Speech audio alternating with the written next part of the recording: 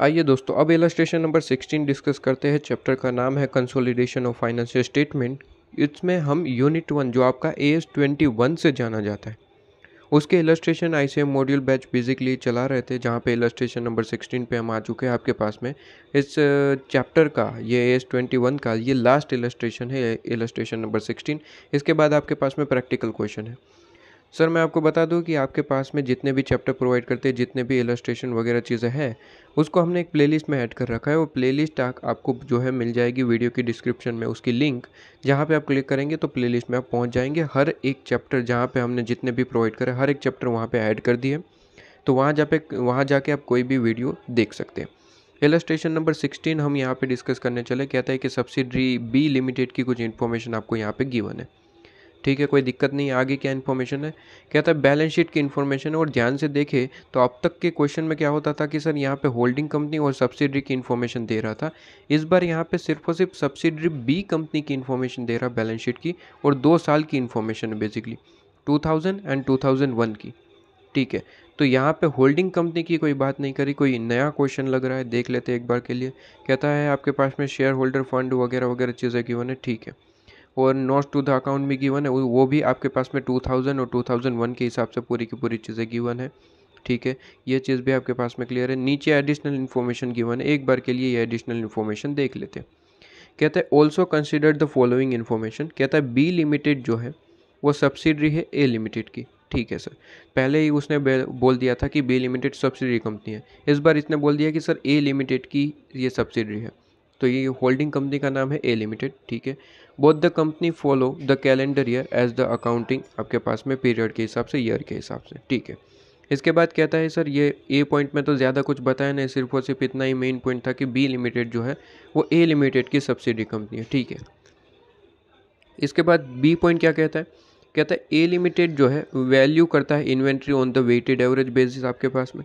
ठीक है सर, और आपके पास में जो बी लिमिटेड है, वाइल बी लिमिटेड कहता है यूज़ करता है फीफो बेसिस। ठीक है, तो आपके पास में कंसेप्ट आपने पढ़ा है सर कि जब भी ऐसा कॉन्फ्लिक्ट होता है इन्वेंट्री वैल्यूएशन वगैरह में, तो आपको पता है सर यहाँ पे हम कंसोलिडेटेड फाइनेंशियल स्टेटमेंट बनाते हैं बेसिकली। तो वहाँ पे दोनों की इन्फॉर्मेशन लिखी जाती है। अब इन्वेंट्री लिखी जाएगी, ठीक है, इन्वेंट्री दोनों की इन्फॉर्मेशन दोनों का टोटल करके इन्वेंट्री लिखेंगे। ठीक है, ये तो आपको पता ही है, कंसोलिडेटेड बैलेंस शीट में दोनों का मिक्स करके हम लिखते हैं। तो ये चीज़ तो क्लियर है सर। लेकिन दिक्कत कहाँ पे आती है कि सर ए लिमिटेड की जो इन्वेंट्री की वैल्यू दिख रही है वो वेटेड एवरेज के हिसाब से, जबकि बी लिमिटेड की फीफो के हिसाब से। दिक्कत यहाँ पे आती है कि अभी आप जो है देख रहे हैं कि सर ए लिमिटेड की मान लेते हैं कि आपके पास में 2 लाख की इन्वेंट्री है, और बी लिमिटेड की मान लेते हैं 1.5 लाख की है, 1,50,000। तो कहते हैं दोनों को टोटल नहीं कर पाएंगे, क्योंकि ये दोनों की वैल्यू डिफरेंट डिफरेंट मेथड से फाइंड आउट करी गई है। कहते हैं ए लिमिटेड वेटेड एवरेज के हिसाब से लेके आया है और बी लिमिटेड फीफो के हिसाब से। तो जैसा कॉन्फ्लिक्ट यहाँ पे हो जाता है, तो AS21 ये कहता है कि सर जी आप जब भी कंसोलिडेटेड फाइनेंशियल स्टेटमेंट बना रहे तो हमेशा ध्यान में रखिए कि बी लिमिटेड या मतलब कि यहाँ पे मैं बेसिकली कहना चाहता हूँ जो सब्सिडरी कंपनी है, सब्सिडरी कंपनी को अपनी होल्डिंग कंपनी की तरह ही चीज़ें करनी पड़ेगी। मतलब कि होल्डिंग कंपनी ने जिस तरीके से वैल्यूएशन किया, जिस तरीके से काम किया, उसी तरीके से बी लिमिटेड को भी करना पड़ेगा, मतलब कि सब्सिडरी को करना पड़ेगा। तो यहाँ पे मैं क्या ये कह सकता हूँ कि ए लिमिटेड ने अगर वेटेड एवरेज से कैलकुलेशन किया है तो बी लिमिटेड ने भले ही फीफो से अभी तक कैलकुलेशन किया है, लेकिन कंसोलिडेटेड फाइनेंशियल इन्फॉर्मेशन के लिए उसे स्पेसिफिकली वेटेड एवरेज से कैलकुलेशन करके यहाँ पे लिखना पड़ेगा। क्या बात समझ में आ रही? और उसी के लिए यहाँ पे कुछ और इन्फॉर्मेशन कहता है कि to bring the B limited value, कहता है in the line those of the A limited, कहता है इट्स वैल्यू ऑफ इन्वेंट्री कहता है is required to be reduced by 12,000 at the end of the 2000 और 34,000 कहता है कि at the end of the 2001। तो कहता है कि सर खुद ये प्रोविज़न फॉलो करके आपको जो है चीज़ें बता रहे हैं। इनको भी पता है कि सर आपके पास में एक प्रोविज़न है AS21 कहता है कि सर बी लिमिटेड मतलब कि सब्सिडरी को होल्डिंग की तरह ही काम करना पड़ेगा। तो उसने ये सेंटेंस भी वही बताया सर। कहता है कि सर ए लिमिटेड की तरह काम करना है, हम खुद मान रहे हैं। क्वेश्चन कह रहा है कि हम खुद ये चीज़ को मानते हैं, और आपको कहता है कि सर बी लिमिटेड जो है वो ए लिमिटेड की तरह ही वैल्यूएशन करना चाहता है, वेटेड एवरेज से करना चाहता है, वेटेड एवरेज से ये कर चुके हैं।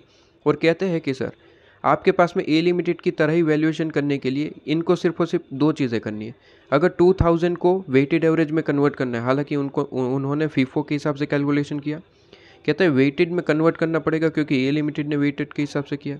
तो कहता है वेटेड में कन्वर्ट करने के लिए जो 2000 में इन्वेंट्री दिख रही है वो 12000 से रिड्यूस कर दो। बी लिमिटेड में जो 2000 आपके पास में 2000 में इन्वेंट्री जो दिख रही है 12000 से रिड्यूस कर दो, ए लिमिटेड के बराबर हो जाएगा, मतलब कि वेटेड एवरेज में कन्वर्ट हो जाएगा। और कहता है कि 2001 में जो अमाउंट है उसमें से 34000 रिड्यूस कर दो तो आपके पास में वेटेड में कन्वर्ट हो जाएगा और फिर आप कंसोलिडेटेड स्टेटमेंट डाल दीजिएगा। तो यहाँ पे क्लियर है एकदम से।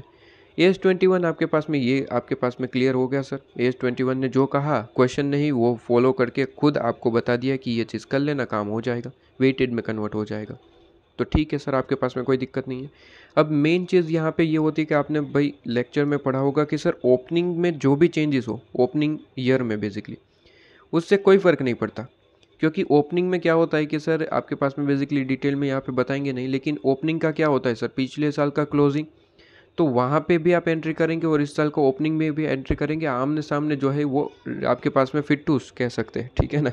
तो आमने सामने जो है ये आपके पास में एंट्री ख़त्म हो जाती है, ठीक है। इसलिए ऑलवेज आपके पास में एडवाइस होता है कि सर ओपनिंग ईयर का कोई ट्रीटमेंट करने की ज़रूरत नहीं, क्योंकि वो आपके पास में जो है ट्रीटमेंट करोगे भी तो आमने सामने वो ख़त्म हो जाएगी एंट्री, ठीक है। करनी सिर्फ और सिर्फ कौन सी होती है, क्लोजिंग ईयर की एंट्री आपको ध्यान में रखनी होती है, ठीक है। तो आइए एक एक करके थोड़ा सा ध्यान में रखते हैं। कहता है कि 34000 को आपको जो है रिड्यूस कर देना है। ये ओपनिंग का तो कुछ देखना ही नहीं है, ओपनिंग का तो आमने सामने ख़त्म हो जाता है, तो उसकी एंट्री करो या फिर ना करो कोई फ़र्क नहीं पड़ता। तो यहाँ पे कहा गया है कि सर ओपनिंग का कोई आपको ट्रीटमेंट करना नहीं है, तो क्लोजिंग ईयर का जो आपको है उसको ट्रीटमेंट करना पड़ेगा। अब ध्यान से समझिए कि सर इन्वेंट्री की वैल्यू बढ़ रही है फिर कम हो रही है। कहता है कि सर कम करना है, रिड्यूस करना है आपके पास में। अब इन्वेंट्री की वैल्यू रिड्यूस होती है तो ऑब्वियसली आपको यहाँ पे इन्वेंट्री में जाके सबसे पहले तो ये रिड्यूस करेंगे, क्योंकि ए लिमिटेड की तरह काम करना है, ठीक है। तो सबसे पहले इन्वेंट्री में जाके आप जो है ये चीज़ माइनस करके आएंगे, ठीक है सर। ये चीज़ तो आपको क्लियर है, लेकिन एक और इफेक्ट देनी पड़ेगी। क्या सर, देखिए कहते हैं कि सर बी लिमिटेड की तो ज़्यादा वैल्यू दिख रही थी क्योंकि उसने फीफो के हिसाब से कैलकुलेशन किया था। बाद में पता चला कि सर ए लिमिटेड की तरह करना है तो 34000 कम करना पड़ेगा। अब मेरी बात समझिए, जब असेट की वैल्यू कम हो जाती है तो आपको पता है कि सर प्रॉफिट भी कम करना पड़ता है। तो बेसिकली बी लिमिटेड का जो प्रॉफिट दिख रहा है अभी, उसमें से हमें इतनी अमाउंट का प्रॉफिट भी कम करना पड़ेगा, क्योंकि ओवरऑल आपके पास में वैल्यूएशन ऑफ इन्वेंट्री की ट्रीटमेंट जैसा ही कुछ हो गया। आप देखें तो जो हम प्रीवियस इलस्ट्रेशन देखे जहाँ पे वैल्यूएशन ऑफ इन्वेंट्री होता था, अगर उसकी वैल्यू कम हो जाती है तो आपको पता है कि सर प्रॉफिट को भी कम करना पड़ता है और पर्टिकुलर असेट की वैल्यू भी कम करनी पड़ती है। तो यहाँ पे भी वही चीज़ है, कहता है कि इन्वेंट्री की वैल्यू पता चली कि 34000 कम करनी पड़ेगी, ठीक है। तो कम करनी पड़ेगी तो वैल्यू तो आप असेट की वैल्यू तो कम ही करेंगे, यहाँ पे इन्वेंट्री की वैल्यू कम कर देंगे 34000 से। प्लस आपके पास में इंपॉर्टेंट बात यह है कि प्रॉफिट को भी कम करना पड़ेगा, ठीक है। तो यहाँ पे आपके पास में अगर मैं साइड में आपके पास में सॉल्यूशन ओपन करके रखूँ तो आपको ज़्यादा बेहतर अंडरस्टैंडिंग प्रोवाइड हो जाएगी, ठीक है। साथ साथ यहाँ पे मार्क करते चलेंगे, ये आपका सॉल्यूशन है। सबसे पहले तो यहाँ पे ये प्रोविज़न की वर्किंग नोट यहाँ पे उन लोगों ने सबसे पहले ही बना रखी, ठीक है। तो जितना भी आपके पास में प्रॉफिट है वगैरह चीज़ें वो लिखेंगे, लेकिन अगर आप देखें तो प्रोविज़न के हिसाब से अभी हम चल रहे हैं, ठीक है, एडिशनल इन्फॉर्मेशन के हिसाब से। तो एडिशनल इन्फॉर्मेशन में हमने एक चीज़ पता लगाई सबसे पहले ट्रीटमेंट कि 34000 आपको इन्वेंट्री में से तो माइनस करना ही करना है, ठीक है। प्लस आपके पास में प्रॉफिट भी कम करना है। देखिए ये आपके पास में लेस कर रहे हैं, ठीक है। कितना सर, 34000 प्रॉफिट। क्या ये चीज़ क्लियर है? और आपके पास में इन्वेंट्री में जाके भी आपको 34000 रिड्यूस करना पड़ेगा। तो मुझे बताइए सर आपके पास में इन्वेंट्री कितना है? इन्वेंट्री आपके पास में कितना है? इन्वेंट्री यहाँ पे कहीं आपके पास में गिवन होगा, ठीक है। बेसिकली बैलेंस शीट में गिवन होना चाहिए। ये रहा आपके पास में, लीजिए। कहता है कि सर इन्वेंट्री आपके पास में क्लोजिंग ईयर का इन्फॉर्मेशन देखना होता है, ओपनिंग का नहीं देखना होता आपके पास में, ठीक है। ये आपके पास में 7,42,000 है, ठीक है। और क्वेश्चन में पूछा क्या है सर, कंसोलिडेटेड बैलेंस शीट, वही पूछेगा यहाँ पे, तो ज़्यादा क्या ही पूछेगा। कहता है restate the balance sheet of the B limited as on 31 December 2001 after considering the यहाँ पे अबो इन्फॉर्मेशन आपको फॉर द पर्पज कंसोलिडेशन। कहता है आपके पास में would restated be necessary to make the accounting आपके पास में एंट्रीज और इन्फॉर्मेशन। तो कहता है कि सारी की सारी चीज़ों को कंसिडर करते हुए, ये ऊपर की चीज़ जो आपको 4 पॉइंट गिवन है उस चीज़ को कंसिडर करते हुए आप जो है वापस से इनकी जो है 31 दिसंबर की बैलेंस शीट आपके पास में प्रिपेयर करके दे दीजिए, 31 दिसंबर 2001 की। ठीक है, इसने क्लियरली बता रखा है आपके पास में। तो 31 दिसंबर 2001 की इन्फॉर्मेशन आपको कंसिडर करनी है, बेसिकली क्लोजिंग आपके पास में डायरेक्टली कहूँ तो 7,42,000 की आपके पास में इन्वेंट्री है। अभी अभी पता लगा है कि सर 34,000 तो इसमें से कम कर देना है, तो इन्वेंट्री आप लिखेंगे, कोई दिक्कत नहीं है आपके पास में इन्वेंट्री करंट एसेट में। ठीक है, 7,42,000 में से आपके पास में 34,000 था ना, 34,000 कम करके लिखेंगे और जो भी अमाउंट आए वो यहाँ पे लिखेंगे। क्या ये चीज़ क्लियर हुई? सिंपल सी पॉइंट है। इसके बाद कहता है नेक्स्ट पॉइंट क्या कहता है, कहता है बी लिमिटेड जो है वो डिडक्ट करता है 1% आपके पास में from the trade receivable as a general provision. अच्छा, तो 1% प्रोविजन लेके चलते हैं और ट्रेड रिसीवेबल मान लीजिए 1 लाख रुपीज़ का है, तो उसमें से 1% वो प्रोविजन में निकाल देते हैं। तो ट्रेड रिसीवेबल 1% कम से दिखाया जाता है। फॉर एग्जांपल 1 लाख के आपके पास में ट्रेड रिसीवेबल है, तो कैलकुलेटर में 1 लाख माइनस 1% करते हैं और 99,000 जो है वो अपनी बैलेंस शीट में ट्रेड रिसीवेबल दिखाते हैं। बेसिकली ट्रेड रिसीवेबल है 1 लाख के, लेकिन वो प्रोविजन में 1% निकाल देते हैं। ठीक है, और कहता है अगेंस्ट आपके पास में डाउटफुल डेप्ट, और कुछ बताया नहीं। देखिए ये एक चीज़ यहाँ पे समझिए, अगर ऐसा बता रहा है कि सर बी लिमिटेड ऐसा कर रहा है, ठीक है, और आगे कुछ भी नहीं बताया, इसका मतलब है ए लिमिटेड जो होल्डिंग कंपनी है वो ऐसी कोई प्रोविज़न नहीं कर रहा है। और आपको अभी अभी मैंने बताया कि सर AS21 ये कहता है कि जैसा होल्डिंग करे वैसा ही आपको करना है। अगर आपने उससे कुछ अलग किया है तो उसे रेक्टिफाई करिए। तो यहाँ पे क्या कहा सर, बी लिमिटेड जो है 1% प्रोविज़न बनाता है ट्रेड रिसीवेबल में से। तो अभी जो ट्रेड रिसीवेबल देख रहा है, ठीक है, बैलेंस शीट में बी लिमिटेड की, वो ऑलरेडी आपके पास में 1% के बाद दिख रहा है, मतलब कि उसमें से 1% तो एज अ प्रोविजन निकाल दिया गया आपके पास में। ठीक है, तो बेसिकली मैं कह सकता हूँ 99% पे दिख रहा है वो ट्रेड रिसीवेबल, 1% तो निकाल दिया आपने, जबकि दो और कोई यहाँ पे बात नहीं करी। इसका मतलब निकल के आता है सर ए लिमिटेड ऐसा कुछ नहीं करता, और अगर ए लिमिटेड ऐसा कुछ नहीं कर रहा है तो आपको भी ऐसा कुछ नहीं करना है। अगर आपने ऐसा कर रखा है तो आपको इसे रेक्टिफाई करना पड़ेगा। तो ट्रेड रिसीवेबल को मुझे 1% से वापस इंक्रीज़ करना पड़ेगा। तो मुझे ट्रेड रिसीवेबल देखना पड़ेगा, ट्रेड रिसीवेबल कितना है आपके पास में।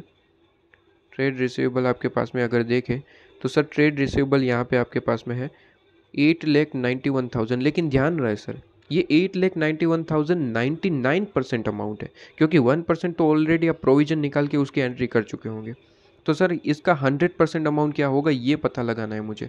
ठीक है, तो कहते हैं कि सर आपके पास में 8,91,000 तो दिखा चुके हैं, इसमें कोई दिक्कत नहीं है। 8,91,000 तो ट्रेड रिसीवेबल में अभी मैं दिखा दूंगा। यहाँ पे आप देखिए ट्रेड रिसीवेबल है 8,91,000 तो मैं दिखाऊंगा ही दिखाऊंगा, कोई दिक्कत नहीं है।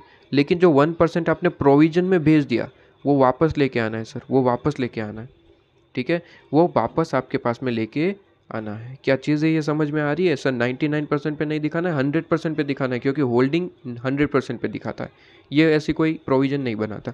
तो बेसिकली इसका 100% अमाउंट क्या रहेगा, सीधी सी बात है 8,91,000 99% है तो डिवाइड बाई 99% कर दूँ तो 100% अमाउंट मिल जाएगा, सीधी सी बात है। तो 8,91,000 डिवाइड बाई 99%, तो ये आपके पास में 9 लाख रुपीज़ आ गया। ठीक है, तो यहाँ पे आपके पास में ये चीज़ क्लियर, सिंपल सी बात है। ओके जी, ये 9 लाख आपके पास में, और यहाँ पे आपके पास में सीधी सी बात है कि 9 लाख आ गया, मतलब कि आपने प्रोविज़न में कितना डाला था 1%, मतलब कि 9 लाख का 1% मतलब कि प्रोविज़न में 9,000 डाला था। तो देख लीजिए 8,91,000 ये आपके पास में ऑलरेडी बैलेंस शीट में डाल रखा है आपने। 9,000 एक्स्ट्रा आपको ऐड करना पड़ेगा ट्रेड रिसीवेबल में, जो आपने प्रोविज़न में डाल दिया था उसे रेक्टिफाई किया और यहाँ पे आपने लिख दिया यहाँ पे 9 लाख। अब मेरी बात ध्यान से सुनिएगा, क्या ट्रेड रिसीवेबल असेट है? आंसर इज यस, असेट है। असेट की वैल्यू में क्या चेंजेस हुआ है? आंसर इज यस, चेंजेस हुआ है, क्योंकि बैलेंस शीट में बी लिमिटेड की 8,91,000 दिख रहा था। आपने सब्सिडरी कंपनी जो है उसको होल्डिंग कंपनी की तरह बनाने के लिए 9,000 वापस लेके आए जो प्रोविज़न में डाल दिए थे।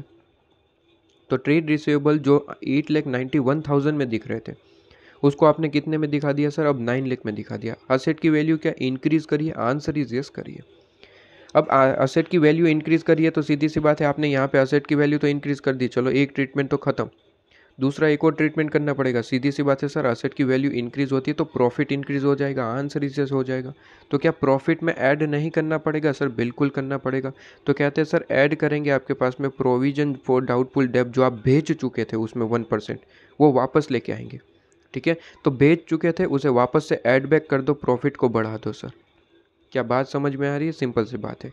ठीक है सर, तो इसके बाद क्या कहता है नेक्स्ट पॉइंट आपके पास में? नेक्स्ट पॉइंट कहता है सर प्रीपेड एक्सपेंस है बी लिमिटेड का। ठीक है जी, कोई दिक्कत नहीं, प्रीपेड एक्सपेंस है आपके पास में, असेट है एक तरीके से। ओके, कहता है इंक्लूड करता है advertisement expense carry forward of the 60,000 इन 2000, 30,000 इन 2001, और कहता है being the part of initial advertisement expenses 90,000 in 2000 which is being right of आपके पास में ओवर 3 ईयर। कहता है सिमिलरली आपके पास में कहता है कि सिमिलरली यहाँ तक अभी समझा देता हूँ। सबसे पहले ये क्या करते हैं सर, बी लिमिटेड की बात कर रहे हैं सबसे पहले। तो बी लिमिटेड का ऐसा है कि सर एडवर्टाइजमेंट एक्सपेंस का ये लोग ऐसा करते हैं कि जैसे खर्चा करते हैं ना, उसके बाद उसे अमर्टाइज करते हैं ओवर 3 ईयर, मतलब कि जितना भी खर्चा किया उसे 3 सालों में उसे अमर्टाइज करते हैं। ठीक है, ये आप इनकम टैक्स में ऐसा कुछ पढ़े होंगे आपके पास में, फैमिली एक्सपेंस ऐसा कुछ होता है ना आपके पास में, तो वो एक्सपेंस जो है 5 सालों में वो चीज़ आपके पास में करते हैं बाइफरकेटेड। ये पीजीबीपी में आप पढ़े होंगे आपके पास में। ठीक है, तो वैसा ही कुछ यहाँ पे भी आपके पास में। खैर यहाँ पे तो कोई प्रोविज़न थोड़ी ना याद रखनी है, वो तो क्वेश्चन बताएगा उस तरीके से यहाँ पे होता है। वहाँ पे तो प्रोविज़न याद रखनी है, यहाँ पे कोई प्रोविज़न याद नहीं रखनी है, तो यहाँ पे तो सिर्फ याद करवा रहा था, मुझे याद आया इसलिए। ठीक है, तो ये क्या करते हैं सर, बी लिमिटेड जो भी खर्चा करते हैं एडवर्टाइजमेंट का वो 3 सालों में उसे राइट ऑफ करते हैं। ठीक है, कहता है similarly amount of advertisement expense of A limited, A limited की बात कर रहे हैं। कहते हैं ए लिमिटेड तो फुल्ली राइट ऑफ कर देता है इन द ईयर 2000 में। तो कहते हैं कि सर ए लिमिटेड तो 2000 में ही उसे राइट ऑफ कर देते हैं, लेकिन बी लिमिटेड ने क्या किया सर, 2001 में भी लेके गए। कितना लेके गए? 30,000 आपके पास में, 30,000। ठीक है सर, तो 30,000 टोटल एक्सपेंस 90,000 था, 60,000 2000 में इन लोगों ने राइट ऑफ किया बी लिमिटेड ने, और 30,000 कहाँ पे राइट ऑफ किया? 2001 में।